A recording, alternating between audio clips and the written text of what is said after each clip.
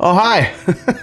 When Penelope Bourbon announced its 2025 estate collection, a collection of distinct expressions with minimum age statements of 10 years, the bottles I was most excited about were these: the Penelope Omega Straight Bourbon Whiskey finished in Omega French Oak barrels and the Founders Reserve 13-year-old Kentucky Straight Bourbon. Penelope has been experimenting with these French oak finishing casks. I love French oak finishes, but will I also love this, and will the 13-year be worth their $200 price point? Find out now. It's the Mash and Drum.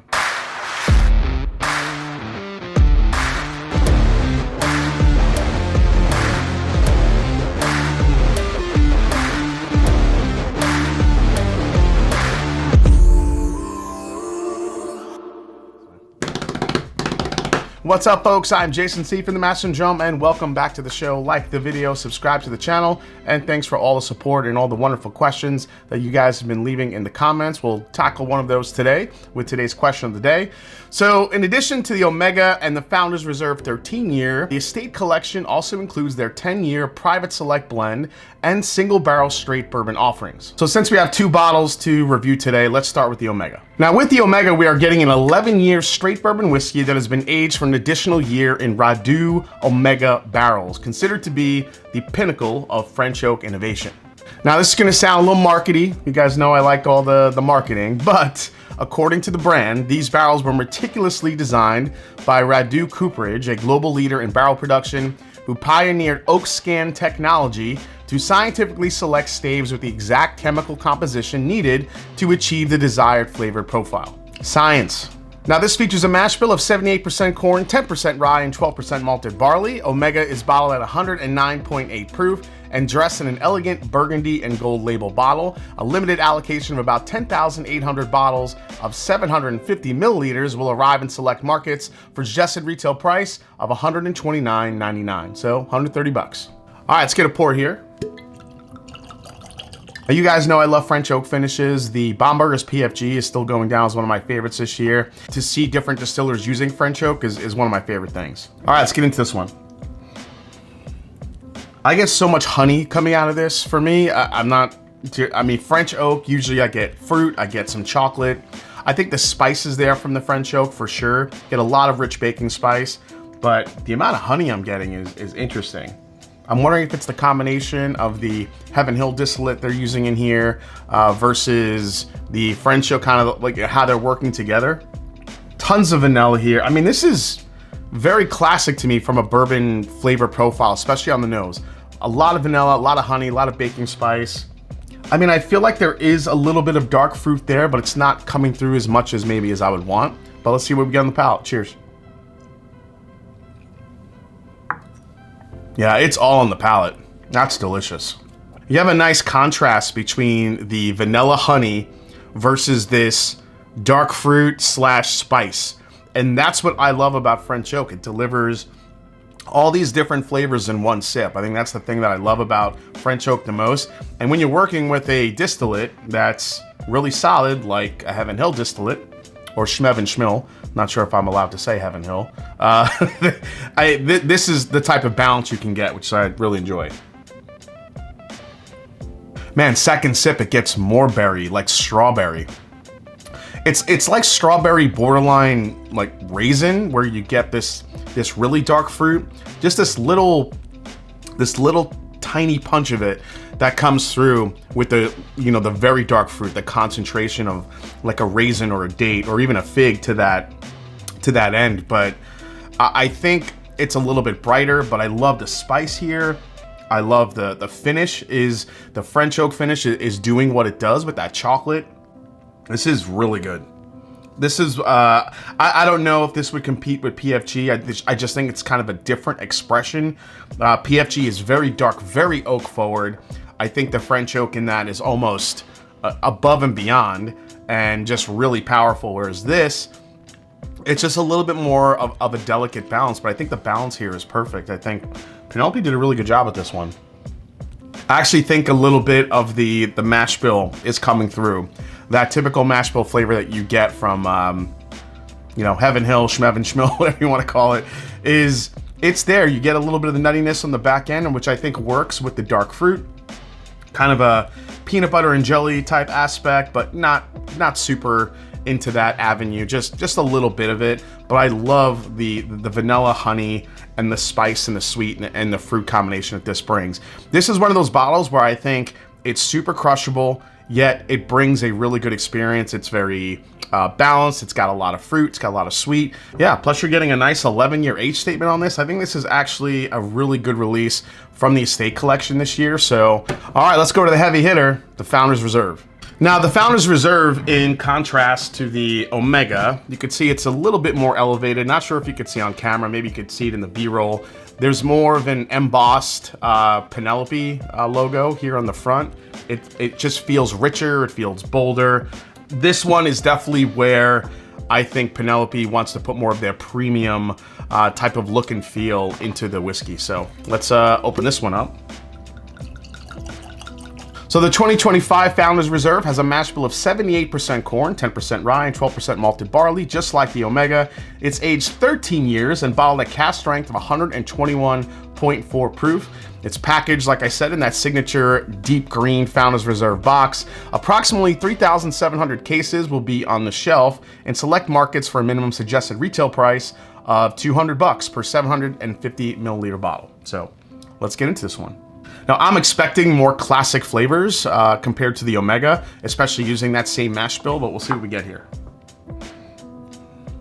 Yeah, the big difference here is the age. I think even though this is 13 versus 11, you have the French oak finish on the Omega, but this one, this is where that tobacco comes in. A little bit more of that leathery tobacco type of note for an older whiskey, especially coming from that mash bill.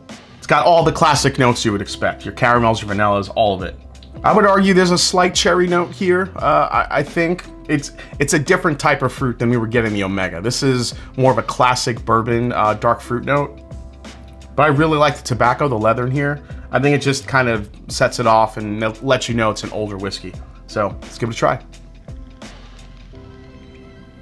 Yeah, the nuttiness definitely comes through more here. So you know that it's that mash bill. The nuttiness is very prevalent. Almost comes through as kind of a cinnamon glazed pecan type of note or a honey roasted peanut type of thing. It's kind of a sweet nuttiness that you're getting, especially from the front of the palate. Then I think it kind of leans into a little bit more sweet oak. The dark fruit I feel like is there a little bit, but I feel like those classic bourbon flavors in the age are really the things punching through here. Oh, second sip was even better. This thing is really well blended. More dark fruits coming through here. It's not just a cherry. This is more of a dark cherry, almost Luxardo cherry syrup, which is something that I've tasted from that mash bill in single barrels, and I feel like I'm getting it here. I love the texture of this. I think the viscosity is definitely amped up, especially compared to the Omega, coming right off the Omega. I could see why this is more of their premium offering. This is nice. It's weird, like that sip, I go back to it and everything is just becoming more candied. Everything now is getting sweet from the front to the back. Decent finish. I actually think the finish on the Omega is better than this, but I think this brings more depth. It brings more layers of flavor to the palate overall. Actually, scratch that. The finish on this, it's just a different finish, but it does keep going. It's a nice, long, lingering finish. Yeah, this is what I look for in a really well blended bourbon. I want balance, I want spice, I want fruit, I want sweetness.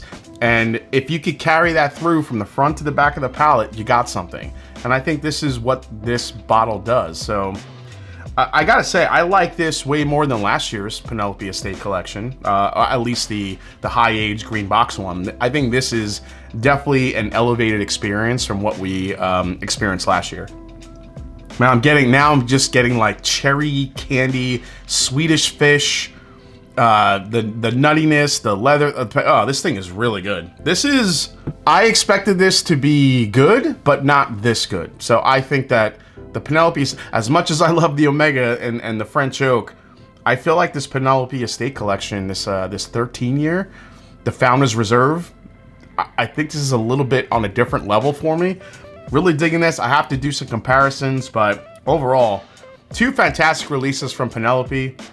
But the Founders Reserve, for me, man, I know it's $200, it's pricey, but that is where it's at when it comes to this collection. All right, before we do the final breakdown, it's time for the question of the day. Question of the day comes from Ian Lang 8108. Question says, have you found that a particular flavor profile in bourbon is more prone to opening up with a few drops of water? Like if it's oakier, is bourbon more likely to benefit from a few drops of water? Ian, this is a question I get all the time. I'm gonna try to science this up a little bit, but at the same time, try to keep it relative to, like you said, like what I like to drink and what flavors I think brings it out. And I think water could do a couple different things. So adding a few drops of water can definitely open up some different flavors and aromas in whiskey. Flavor compounds rise to the surface, makes it easier for a lot of people to open up and pick up different flavors on the nose and the palate. Now for me personally, high proof expressions, I think, benefit the most from a couple drops of water. In some cases, I think it could bring the oak forward, but in most cases, I think it could temper down the alcohol a bit and reveal sweeter flavors. At least that's what I feel like I get in my experience. The idea here, or kind of the science of it all, is that water replaces ethanol on the surface of the whiskey, and many of those volatile compounds are more likely to evaporate and reach your nose, which is why you get more flavors. The one thing people don't talk enough about is how water can actually make the texture in your whiskey better. It sounds counterintuitive because your brain tells you that adding water will proof it down and make it thinner, but sometimes a splash of water can actually make the whiskey creamier. And I know it's a weird thing to wrap your head around. It took me a while to believe it. It doesn't happen with every whiskey, but it does happen. That's the thing I look for when adding water personally, but like I said, I tend to do it normally with cask strength or high proof offerings. All right, let's final break down both of these. It's gonna be a weird final breakdown because I have two different whiskeys with two different price points, but I'm gonna try it here. So price for these, you have the $200 for the Founders Reserve at $130 for the Omega. When it comes to resale market value, I think the most I saw the Omega was like $175 and the Founders Reserve, maybe $250 to $300. Not sure where they're sitting right now, but the last time I looked, that's where the prices were sitting. Availability here is gonna be limited. When it comes to value, I'm gonna say both of these are even. I think the Omega is right where it should be. I love the flavors of it. I think it delivers a really nice experience overall. The Founders Reserve, I could make an argument for above average just because I've had other $200 bottles this year that aren't as good as that. So you can make a case for above average, but I'm still gonna say even on both of these for value. Most I pay, I'm gonna keep both of these at retail. I think these are great grabs, especially at retail. When it comes to alternatives, for the French oak one, the Omega, I think this one's a little bit tough. I do think your best bet might be the Barrel Craft Spirits 12-year French oak that came out also this year. I think it's around the same price. That one might be an alternative if you want to, compare them. I think the PFG is really overpriced now because of how many people loved it. So I think that one's kind of out of the equation. When it comes to the Founders Reserve, I think a lot of people might say that Elijah Craig Barrel Proof, given it's the same mash bill, might be a good alternative. And I think it could be. It's a cheaper option. However, I think this is just so much better. This is so much better than all the Elijah Craig Barrel Proofs that have released this year. You could use the Elijah Craig Barrel Proof, I think, as a good option for this, but overall, I just think this is a way better expression.